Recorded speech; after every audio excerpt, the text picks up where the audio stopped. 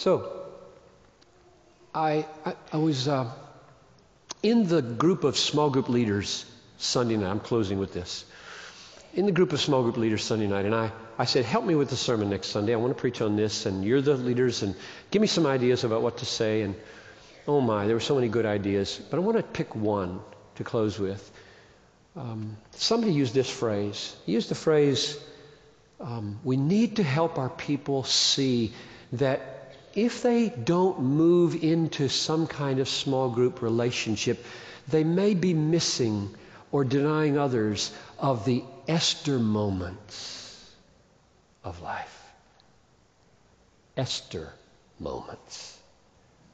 Now here's what I believe he meant. I didn't go deeper, but you remember, here's the situation with Esther. She becomes queen. She's Jewish. In the exile, she becomes queen, and Haman, this wicked Haman, has plotted to kill all the Jews. And he's gotten the king, her husband, to agree to release people to kill all the Jews in the empire. And she's a Jew.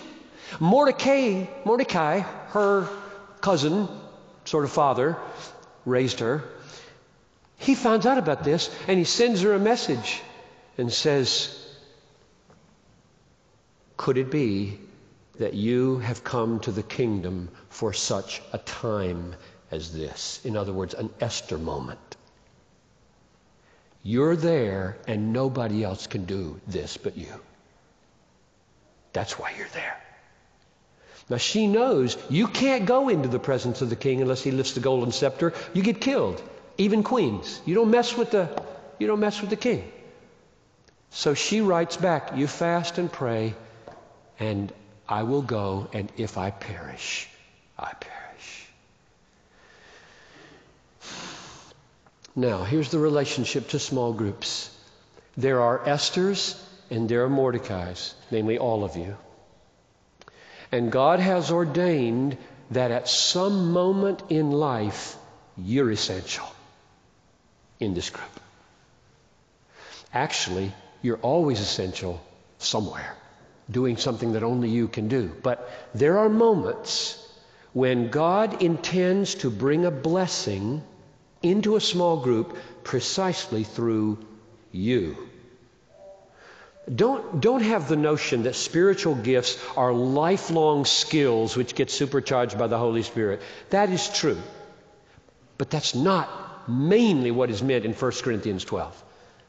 Mainly what is meant in 1 Corinthians 12 is when the church gathers together, God sovereignly gifts people to do things that need being done in the lives of others, to build them up and deliver them, strengthen them. Esther moments, or if we want to do male and female, Mordecai moments and Esther moments. And so there are two things you're going to miss, among others, if you come away from this service saying, I just don't think I need that in my life.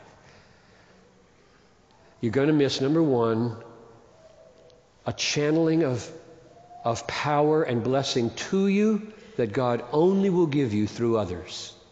That's the way He's planned it. And secondly, you're going to miss the blessing of being one of those channelers to others, because spiritual gifts are discovered in fellowship. They're not discovered in the woods by yourself asking for a revelation of who you are. We find ourselves anointed and gifted in the moment when we make ourselves at the disposal of the King to bless His people.